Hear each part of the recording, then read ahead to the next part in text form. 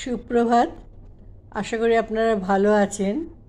তা সহজ পুষ্টির যে সকালের জলখাবারের একটা চিত্র আপনাদের কাছে তুলে ধরছি। আচ্ছা, দেখুন, সহজ মানে এই যে ছোলা, অসম্ভব উপকারিতা, রোস্টেড বাদাম, তার সাথে পেঁপে, একটা পেয়ারা, আর এক পিস ব্রেড। সকালবেলায় যদি আপনার দরকার লাগে আপনি 2 পিসও নিতে পারেন, আমি তো 1 পিস দিয়েছি। আর এই খাওয়ার পরে 50 to 15 দিন কিন্তু অবশ্যই আমাদের লিভার যদি ঠিক থাকে তাহলে প্রতিটা জিনিসের মানে হজম শক্তি আমাদের সাহায্য করবে, খাবারগুলোকে শরীরে যাতে আমাদের পুষ্টিতে লাগে। এবং তার আগে আমরা সকালে আধ ঘন্টা মতো এক্সারসাইজ করে নিয়েছি।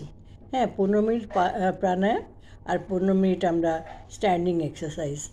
এই করলে মোটামুটি ভালো থাকা যায়।